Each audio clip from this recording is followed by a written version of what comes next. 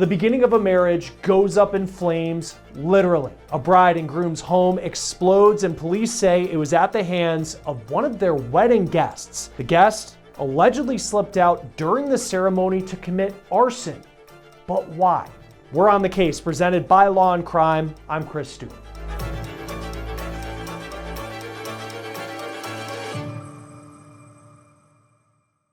Your wedding day is supposed to be one of the best days of your life, a day that you look back on forever with joy as it marked the start of a new chapter in your life. But right now, this couple from Chicago is trying to process how their special day became such a nightmare. This is Eleni Vrettos and Tom Davis. This couple got married the day after Valentine's Day on February 15th.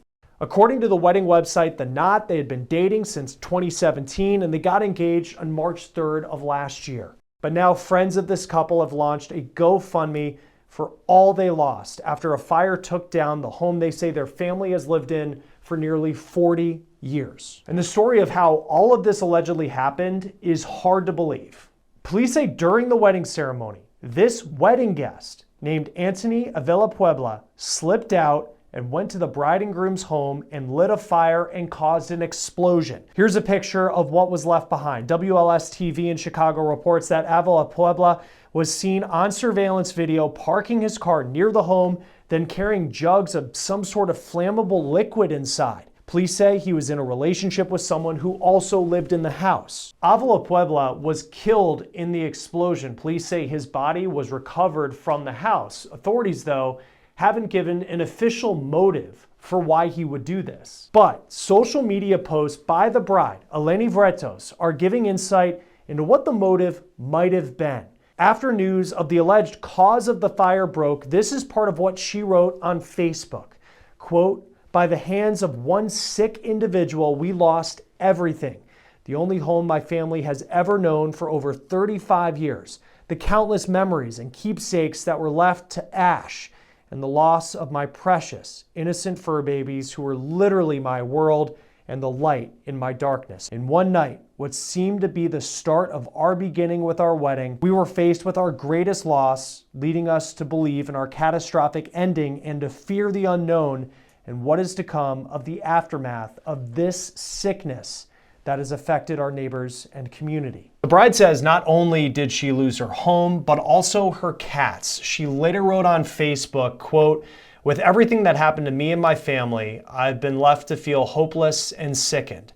Sickened by the person who would do this to my family, but even more sickened because they did this to my kitties. These poor, innocent creatures were robbed of their lives in a blink of an eye.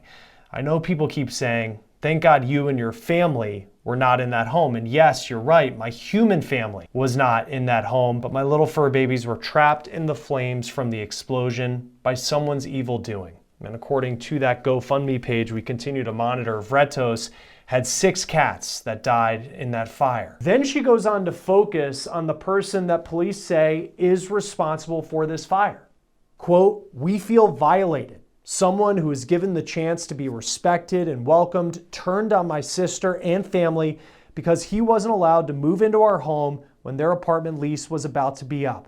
He did this to us because he was no longer going to be able to have his own security and stability when my sister was separating herself from him by moving into our family home with her children. While he had his disgusting past at the age of 21 with a teenager, no one could imagine that 10 years later, he would be capable of even more evil to the level of committing arson." Now that line about Avila-Puebla having a disgusting past caught our attention, so we looked into it. He was listed on Illinois' Registry of Sex Offenders as a lifetime registrant. His page lists him as a sexual predator with a victim who was 13 when he was 21, with the official crime being child pornography. But let's put the focus back on the victims in this story. This couple who was newly married, who should have been celebrating their wedding day, who had to run to their home that was on fire. And the challenges they're facing isn't just the loss of the place, again, where they say their family lived for nearly 40 years. According to the GoFundMe page that was started by a loved one of the couple to raise money for them, the description reads that they were in the process of remodeling and transferring home insurance. So they had no coverage to help them recover from this fire. But even with so many challenges that Vrettos and her now husband are facing as they try to recover from the loss of their home, one that their family again owned for nearly 40 years. She writes on Facebook, "The words in this post are by no means enough to express our gratitude and to ever articulate our deep appreciation for everyone who has shown support and love in one way or another. We can most definitely assure you that we will pay it forward and continue to spread kindness and love in all of our interactions. You are all a reminder that there is good in humanity and faith in community." And we continue to see the donations roll in for this family, some people donating as much as $1,000 on that GoFundMe page. Join us now to talk more about this story as someone who knows how to investigate fires, fire investigator, and the owner of PyroCop Incorporated, Robert Rowe. Thank you for taking the time to be with us. I guess my first question, this is a story, it's almost hard to believe the details as you read from one thing to another. Just your reaction as you read through everything that surrounds this fire in Chicago. Well, when I first, when I researched outside of the information that was provided to me. And as an investigator, you really kind of have to understand fire dynamics. And there was some live footage of the actual ignition and explosion that occurred at that building. And the velocity of that explosion raised a few questions in my mind. Number one, is this a natural gas leak that occurred in this residence, or was it some other flammable substance that might have been introduced to it? So, reading the backstory of this, I quickly understood that there was suspicious activities that occurred. There was a person that entered the building and introduced gasoline into the equation and ignited that gasoline. Unfortunately, that person was not able to escape in time and died as a result of that action. In your experience, say you're called to a situation like this, and there was an explosion that clearly did a ton of damage to this older building. How soon do you realize that it maybe isn't a natural gas leak that would have caused it, but it was something that was actually set by a person? Well, the difference between the two is typically a natural gas type of fire. The whole building or the whole space is filled with a flammable gas. So the reaction or the ignition of that gas is going to create more of an impact explosion type of an environment. You're going to have bulging walls. You're going to have window frames completely blown out of the building. Gasoline, the ignition of gasoline vapors kind of creates a lower impact type of explosion, which is kind of confined to that space. It may show itself through blast flames, that type of thing. But when as an investigator, when you look at the footage first, because we do look at footage whenever we do an investigation. If we have ring cameras, if we have stationary cameras located throughout a neighborhood, we look at those videos and we see and look for the impact of the explosion and what type of fire we have. In this case, I think what happened with the investigation is when the fire was eventually out and investigators were able to make access into the building, they were able to detect the odor of an accelerant such as gasoline. It could be anything really, but typically gasoline is the medium which is used by arsonists. Now, the suspect who police say started this fire, he died in the blaze. But even had he survived, say he had escaped from the fire, which potentially was his plan, how would it have been easy for investigators to figure out kind of what had happened? I mean, clearly there's also surveillance video of him carrying accelerant into the building, but in terms of he had gotten away, what would have happened next? Well, at that point, I mean, again, we still go back to the victims. We're obviously going to interview the victims and any type of suspicious activity that they may have encountered, maybe phone calls, maybe threats, maybe some activity outside of the wedding venue that might have raised suspicion leading up to the wedding.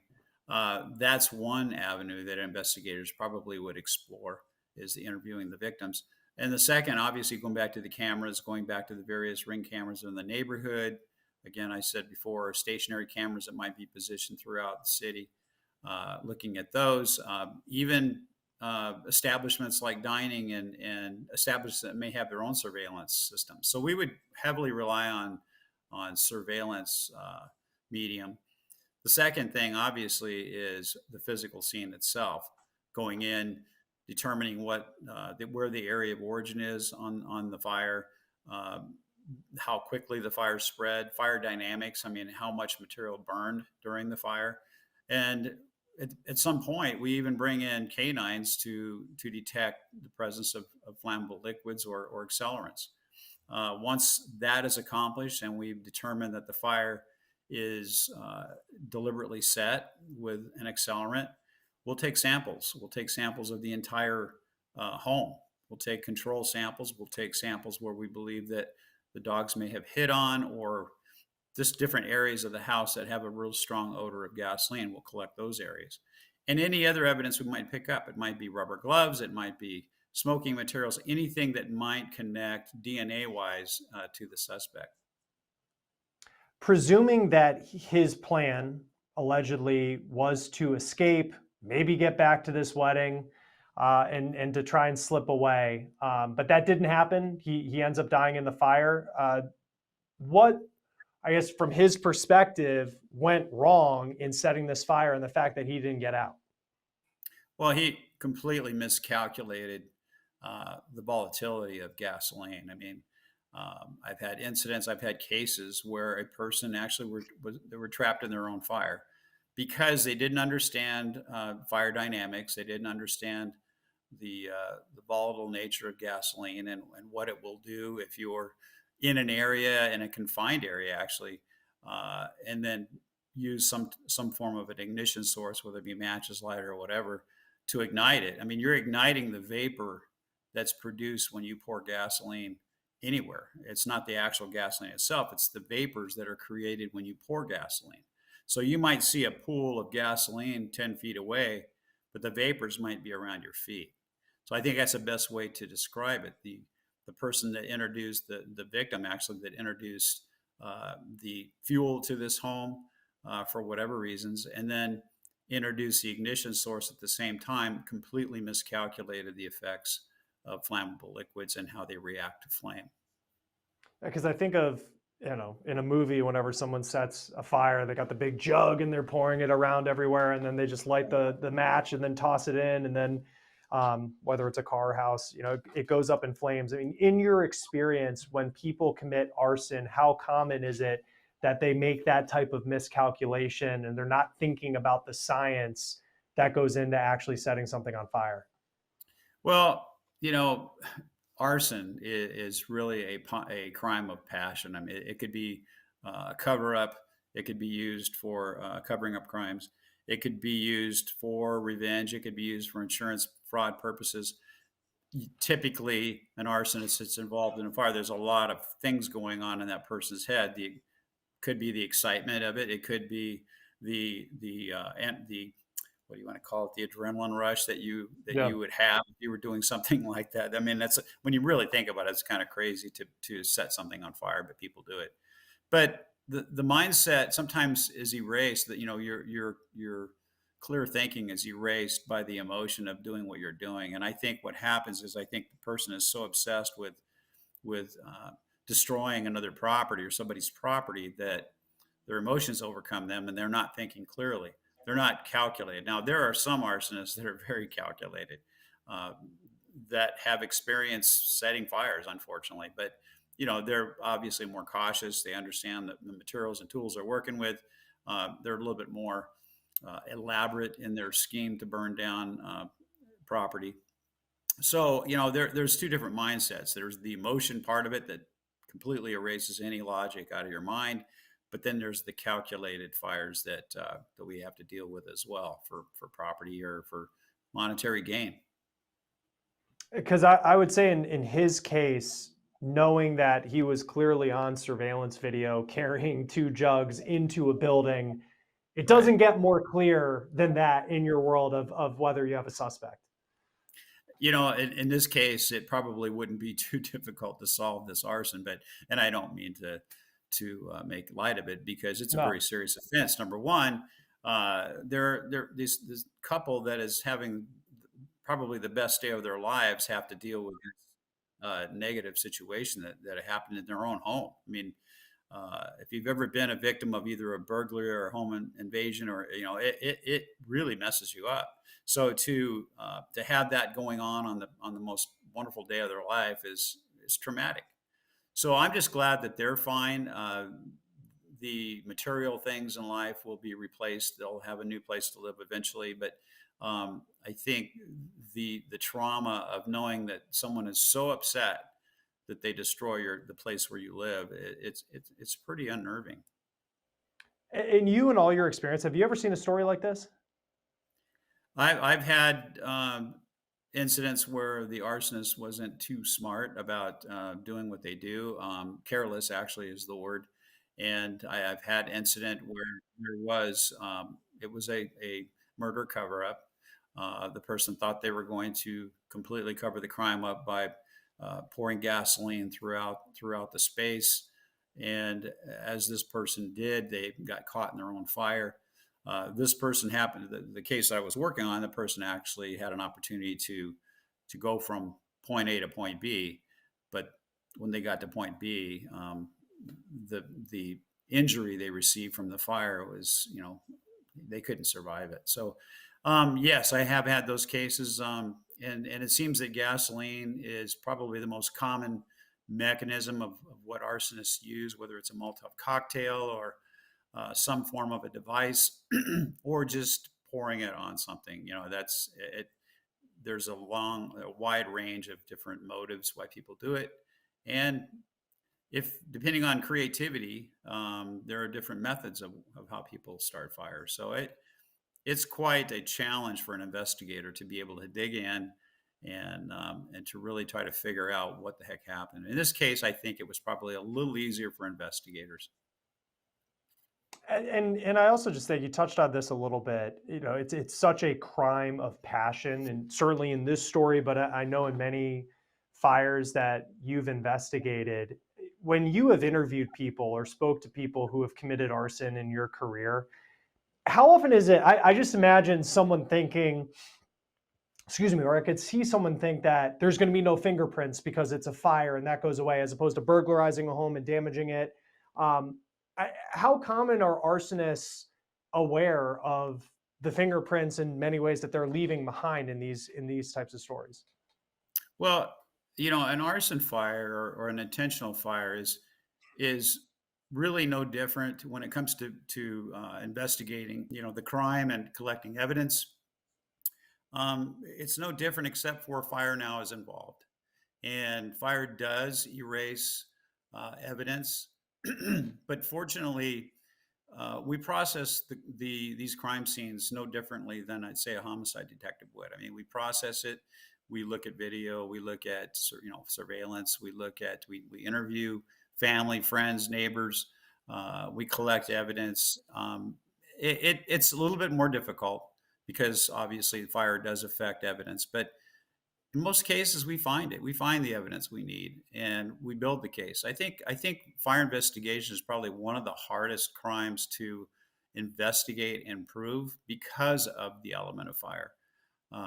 There's been numerous occasions where back when I was a fire marshal in the city of Downey, where we presented a case to the DA, and the DA basically hands the case back, says, I don't have enough. And so we have to keep going back and collecting more information.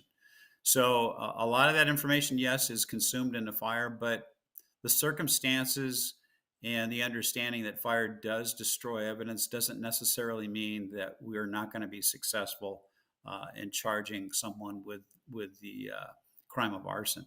Yeah, I mean, this story just from one detail to another, it really just kind of jumped off the pages to us. And Obviously, someone lost their life, but for this married couple, to your point, I mean, it's good that they're safe, and probably not easy to hear that material things will be replaced with something in the long run. I think a lot of people will recognize. I want to thank Robert Rowe for coming on. Great to have you here on Law and Crime. We appreciate Thank your you. perspective. I appreciate it. It's great talking to you guys. And this married couple does not appear to be the only victims of this fire. According to the Chicago Fire Department, 11 families were displaced because of these flames. For On the Case, presented by Law and Crime, I'm Chris Stewart. We'll see you next time.